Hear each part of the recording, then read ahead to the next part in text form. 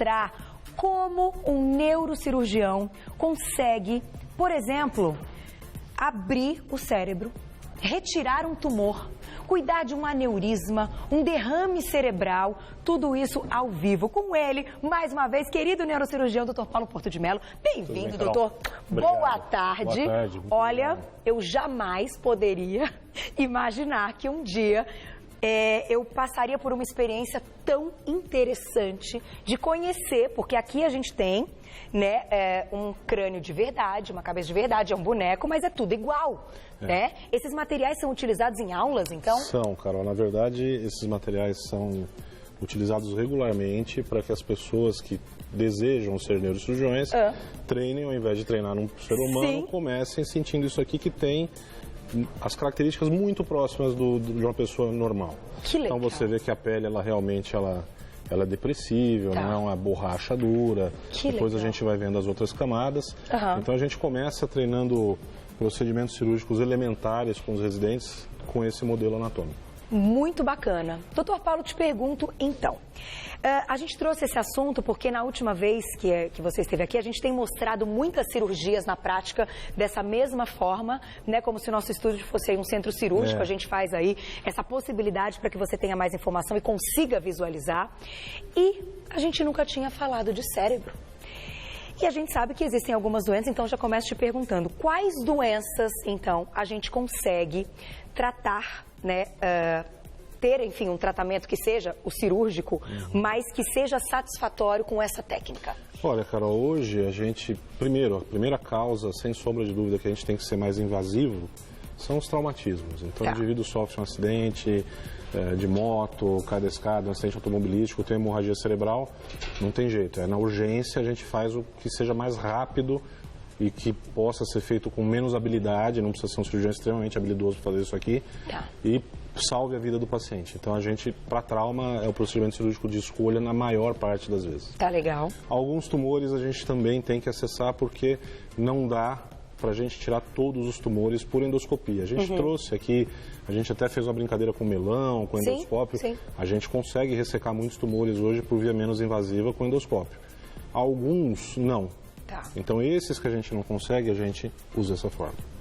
Cirurgias de aneurismas cerebrais, por exemplo. Então, os aneurismas cerebrais, hoje a gente faz o tratamento por cateterismo, que não é, numa boa parte dos casos, um tratamento definitivo, ou a gente faz a abordagem direta, que o acesso para o aneurisma é esse que a gente vai demonstrar aqui. Depois que a gente faz esse acesso que a gente demonstra aqui, aí a gente entra com microscópio cirúrgico para chegar no aneurisma e reparar o aneurisma. Muito interessante. Agora, vamos então para a prática. Como começa tudo isso? Vamos então colocar um exemplo. Vamos começar com o tumor, então, que eu acho que é ali o que dá um receio, a pessoa, inclusive, recebe aí o diagnóstico e aquilo choca, paralisa, né? Então, vamos começar com um exemplo de um tumor cerebral. O acesso aqui, ele vai ser comum para qualquer dessas doenças. Então, a primeira coisa que a gente tem que fazer é planejar. Então, a gente vai olhar o exame do paciente, a tomografia, e vai buscar alguns pontos de referência. Então, no exame, na tomografia, a gente olha, o tumor, ou o aneurisma, ou a hemorragia do trauma, ela está... Qual a distância que ela está aqui da sobrancelha? Qual a distância que ela está da orelha? Então, a gente consegue medir isso na tomografia. E aí, a partir disso, a gente vai e desenha aqui o que a gente quer fazer de abordagem cirúrgica. Então, vamos supor que a gente vai operar aqui, vou fazer uma incisão maiorzinha para a gente ter um acesso amplo. Então começa com bisturi, né, uma lâmina normal de bisturi.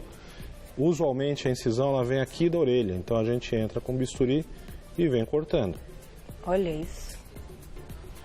Essa incisão que eu vou fazer hoje, que eu estou demonstrando aqui, é uma incisão que o americano chama de question mark, ou ponto de interrogação. Porque ela realmente... tem uma aparência similar a um ponto de interrogação.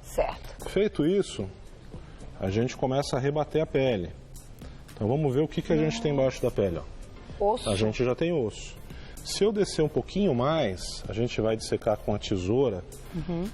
Então a gente, aqui para baixo, esse modelo não tem especificamente, mas geralmente a gente tem um músculo aqui perto da orelha, que é o músculo temporal, que é o músculo que participa da mastigação. Quando a gente mastiga, a gente sente ele contrair aqui em cima. Entendi. A inserção dele é no crânio. Olha. Então eu vou ampliar um pouquinho isso aqui para a gente conseguir mostrar melhor para o telespectador e ficar mais fácil a visualização. E os meninos arrasaram nas imagens, olha lá, eles estão pegando muito, ó. Perfeito, gostei. Então a gente tem aqui um acesso razoavelmente amplo ao crânio. Tá, aí a pele se desloca. A pele a gente coloca um afastador. Ah. Tá vendo? Deixa eu ver se eu consigo colocar de uma outra forma aqui. Para ele ficar. Para ele ficar e não atrapalhar a câmera, né? Aí. Aqui ele vai me atrapalhar um pouquinho. Eu vou segurar. Aí a gente faz o seguinte, vamos fazer uma adaptação. Vamos lá. TV é isso. TV é isso. E na cirurgia também é isso? Na cirurgia também. A gente tem que estar preparado, tem que ter várias ferramentas para que a gente possa superar qualquer imprevisto. Certo. Então vamos fazer o seguinte, isso aqui é um fio de sutura normal que depois a gente vai usar. Você vai dar uma costuradinha. Afinal de contas eu não passo de uma costureira. Olha lá, é verdade, olha lá. Vai puxar então a pele. Lógico que em cirurgia a gente não prende o retalho da pele na face do paciente, né?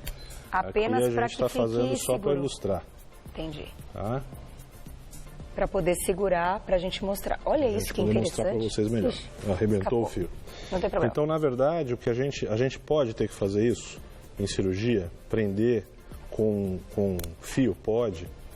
A gente, às vezes, está num hospital que não tem estrutura tão adequada e a gente precisa usar o que tem disponível rapidamente para eliminar o risco do paciente o mais rápido possível. Inclusive de infecção, né? Inclusive de infecção. Tá.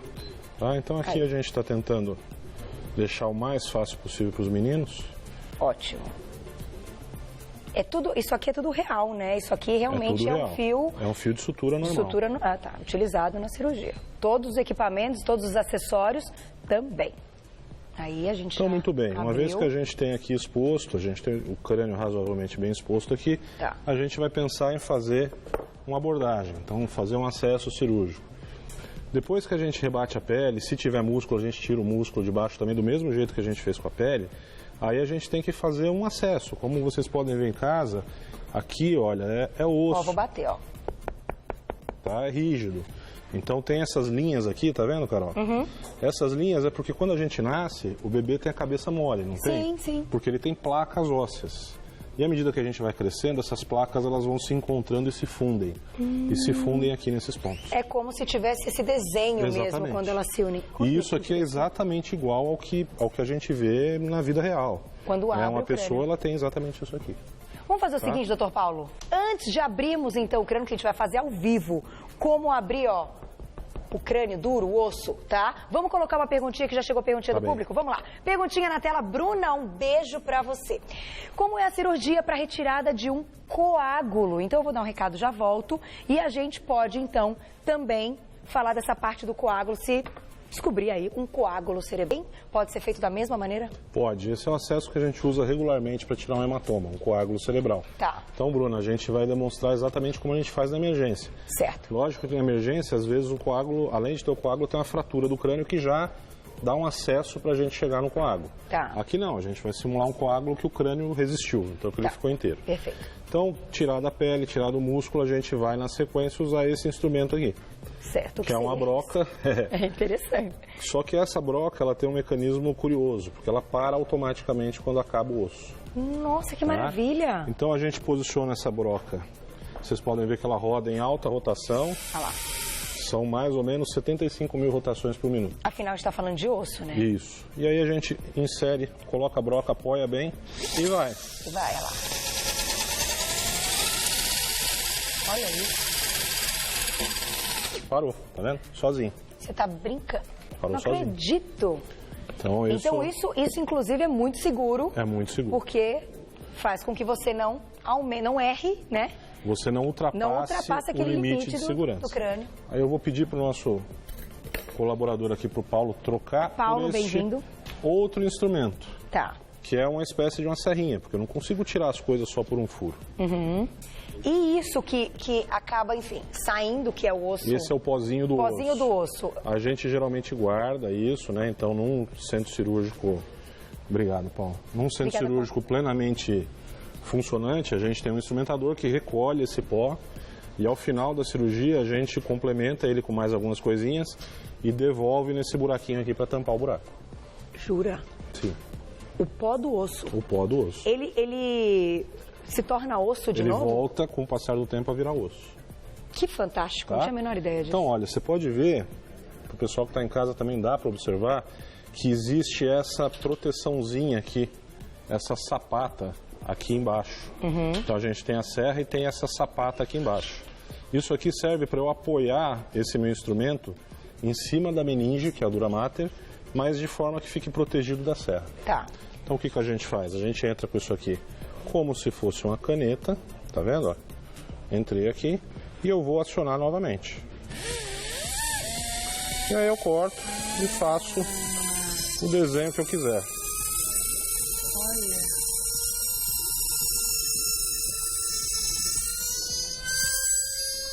Para quem chegou agora, estamos fazendo uma cirurgia de crânio ao vivo pro pessoal, para todo mundo entender como é feita uma cirurgia de crânio para algumas doenças que daqui a pouquinho nós vamos retomar quais são elas.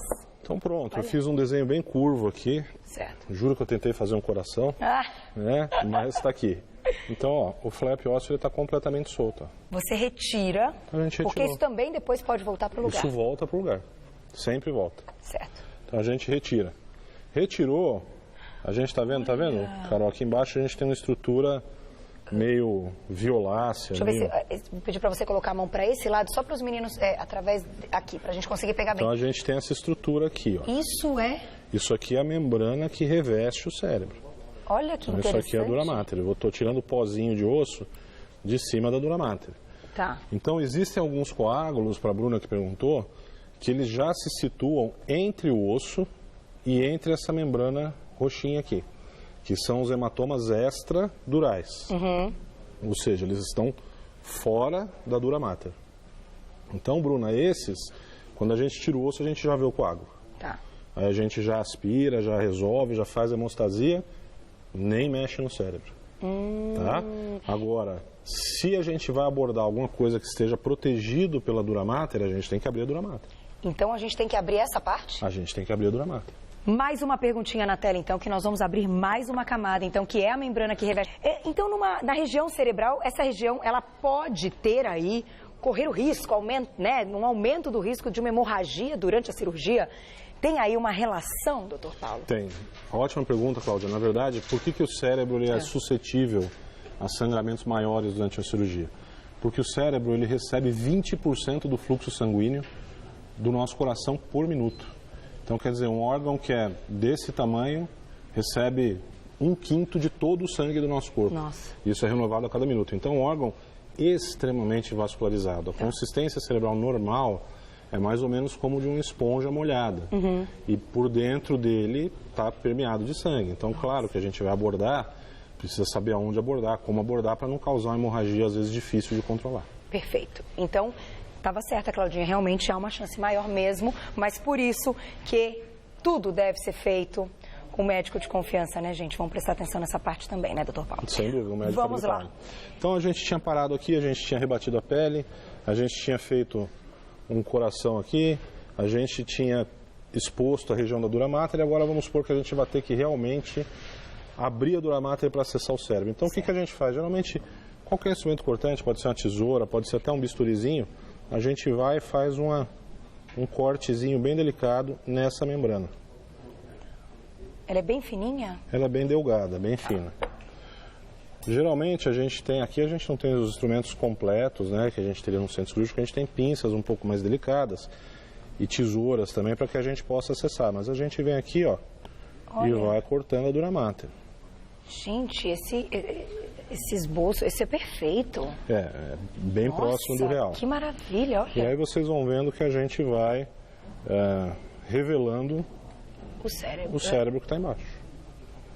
Meu Deus. E aí a gente tem nessa parte músculo, neurônios. Aqui na parte cerebral, ó, tá vendo? A gente expôs um pedacinho do cérebro aqui. Nossa, que legal. Você vê que tudo isso aqui, essa realmente é a consistência da Duramater. Pode pegar, cara. Pegar. Ela é assim. É como se fosse um papel com a gramatura maior. Tá. Um papel mais grosso. Tá? Isso aqui depois a gente também vai reconstruir, porque a gente pega essa extremidade e dar ponto na outra extremidade. Tem que costurar. Tem. Às vezes a gente não tem suficiente, às vezes quando a gente corta e rebate a dura mater, ela resseca. Aí a gente usa uma membrana especial para reconstruir. A gente coloca como se fosse um enxerto artificial para reconstruir. Seria semelhante e que o corpo, então, vai absorver, não vai ter problema. Exatamente. E aí, por aí, é feita, então, a cirurgia. Aí aqui a gente abriu, tá com o cérebro exposto. Essa região aqui, eu sei que é a região parietal. Se eu for mais um pouquinho para baixo aqui, eu tenho a região temporal. Se eu for mais um pouquinho para frente, eu tenho a região frontal. Então, tudo isso volta naquilo que a gente tinha estabelecido no começo. A gente mede na tomografia qual é a distância da estrutura que a gente quer acessar. E aí, uma vez que a gente tenha medido essa distância, a gente faz a craniotomia em cima dela. Tá. Por quê? Porque o cérebro é um ambiente estéril. Então, eu tenho que expor o menos de cérebro possível para reduzir o índice de contaminação. Entendi. Então, aquelas coisas que a gente vê, às vezes, em cinema, que o cara vai, tira toda a parte do calvário, né, da calota craniana, e fica o cérebro inteiro exposto. Isso é uma coisa realmente para ter um efeito, para ter um impacto, porque em cirurgia isso é uma temeridade. Isso não acontece, entendi. A gente não pode fazer isso. Perfeito. Tá? Quando você abre aqui, Carol, você vê que o cérebro, a estrutura cerebral em si, deixa eu trocar de mão para ficar mais fácil para o câmera, ela é composta de giros, mas tem essas áreas de depressão aqui, tá vendo? Que a gente chama de sulcos. Então, o que é isso? O cérebro, a evolução, ela foi muito inteligente, então a gente precisa colocar uma alta quantidade de tecido aí dentro. Não cabe, a nossa cabeça é relativamente pequena, são 6 bilhões de neurônios. Uau. Então, o que a gente faz? A gente dobra. Então, por isso que o giro, ele é uma dobra. Entendi. Então, o cérebro, eles são várias dobras. Tá? E o que une essas dobras? Outra membrana muito fininha, muito delicada, que a gente consegue tirar com a pinça, que é a membrana aracnoide. Então, o cérebro, ele é como se fosse uma luva de boxe. Essa é a região frontal. Essa aqui é a região frontal. E aqui a gente tem a região temporal. Quando a gente separa essa membrana, a gente consegue naturalmente abrir um espaço entre os dois lobos. Tá. Sem ter lesão do tecido cerebral em si. Nossa. A gente simplesmente aproveita o caminho natural que a natureza forneceu e vai lá, separa essa membraninha e tem acesso. No caso dos aneurismas, por exemplo, separou o lobo frontal do lobo temporal, a gente vai cair em cima da artéria que leva todo o sangue para o cérebro. Entendi. Aí é só seguir ela, a gente chega no aneurisma. Então agora eu vou fazer uma pergunta antes de fechar, de reconstituir esse cérebro, que é o seguinte. Já ouvi dizer que existem alguns problemas que a cirurgia também não pode resolver. Pelo lugar que este problema se encontra no cérebro. Que lugar é esse, doutor Paulo? Depende muito da natureza da lesão. Tá. Então, se é um tumor, se é uma malformação vascular, isso é uma coisa que é muito importante. Porque, por exemplo, se um tumor for profundo, eu consigo chegar lá. Porque eu não vou ter tanto sangramento. Se for uma malformação arterial, que só de você, como a gente brinca, só de olhar para ela sangra, lidar com sangramento numa região muito profunda é muito arriscado. Tá. Então, primeiro fator, depende disso. Certo. Segundo fator fundamental, qual é a trajetória que eu vou fazer para chegar nessa lesão? Nessa trajetória eu vou lesar a área motora, que é a área que controla o movimento. Eu vou lesar a área da fala, eu vou lesar a área da audição, eu vou lesar a área da visão. Então, quer dizer, se eu for promover alguma sequela para o paciente, torna-se uma cirurgia proibitiva. Entendi. Tá? Então, existem vários cantinhos aqui no cérebro que não dá para acessar. Pelo menos não da forma convencional. Aí a gente tem que buscar outros meios. É importante a gente pensar nisso também, já que a gente está entendendo que são várias partes, inclusive com nomes diferentes para que tenham acesso. Então, é interessante a gente entender até para as pessoas terem essa informação, né? O cérebro, o que é o problema. E o cérebro, além de tudo, são partes diferentes, como você falou, porém conectadas. Então, ainda existe este fator complicador. Às vezes eu não leso a parte, mas eu leso a conexão. Então, o indivíduo ouve, mas não entende. Entendi. Ou ele fala, mas não tem sentido o que ele fala. Olha só, doutor Paulo. Ou ele consegue ver as letras, consegue reconhecer as letras, mas ele não compreende o que está no texto. Por quê? Aí a gente não lesou a área, a gente lesou a conexão.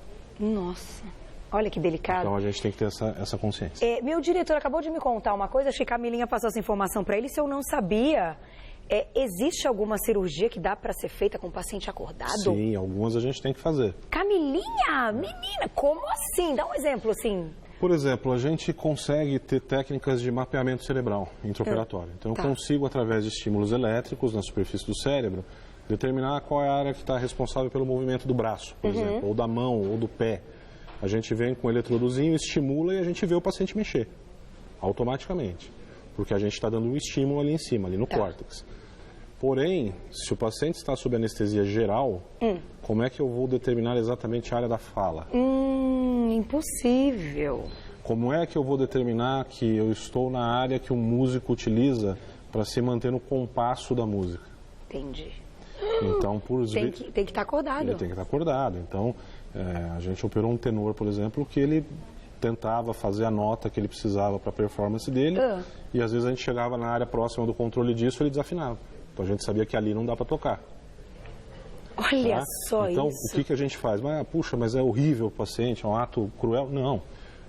Todo este procedimento aqui é feito com a sedação leve e com anestesia local. Tá. E o paciente não sente absolutamente dor nenhuma. Uma vez que isso é feito com anestesia local e tudo, a gente retira a sedação para o paciente acordar e a gente conseguir, então, mapear a área que a gente interessa. A hora que a gente mapeia, eu sei que aqui está a área da fala, eu sei que aqui está a área que controla o compasso de música, a gente marca esta área e aí sim a gente põe o paciente para dormir. Sensacional. Para o paciente não ficar ansioso com a cirurgia. Sensacional. É isso que a gente faz. Olha, e diagnosticar o problema para que tenha aí solução e que volte a ter ou a profissão, a carreira ou qualidade de vida. Muito bom. Sem prejuízo. Doutor Paulo, agora a gente precisa costurar, voltar esse cérebro. Diretor, dou um recado e volta enquanto o doutor Paulo deixa as coisas programadas para a gente costurar. Já volto então. Tá tudo aberto. A gente vai mostrar como é que volta tudo isso. Olha só, é muito interessante. E agora, te contar um negócio. O verão tá aí. Tá olhando para o grande finale aí da nossa cirurgia. Uma pergunta importante, em média, quanto tempo dura uma cirurgia no crânio? Se for uma cirurgia simples, correr tudo bem, 3 a 4 horas. Certo. Uma mais complicada até... A gente pode demorar 16 horas. Uau. Bastante. Bastante. Vamos lá, doutor. Então vamos lá. Aqui eu já até dei um pontinho para o pessoal que está em casa poder ver, tá vendo? Certo, na membrana. Na membrana que se chama dura mater. E só vou mostrar para o pessoal como rapidamente a gente faz isso. A agulha tem um formato de meia-lua. Então a gente entra com ela de um lado da membrana, levanta o outro, pega o outro lado, puxou a agulha. Olha isso. Aí a gente vai fazer a sutura em si. Usando a pinça, você vê que aqui eu já não uso mais a mão. Por quê? Porque eu quero reduzir o risco de contaminação. Certo. Tá? Aí já deu outro nó. Demos outro nó. Pronto. Que demais.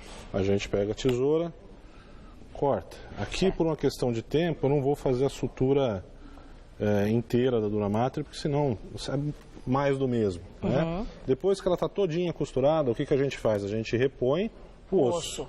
Então a gente pega esse flap ósseo aqui, que é o que retirou. Que é o que a gente retirou lá no começo, que a gente desenhou e retirou. E a gente vai encaixar ele. Então a gente procura fazer ele com um formato justamente para saber aonde encaixar. Então você pode ver que a gente consegue trazer ele na continuação daquela linha que foi cortada. Tá? E aí a gente fixa com esses mini parafusos.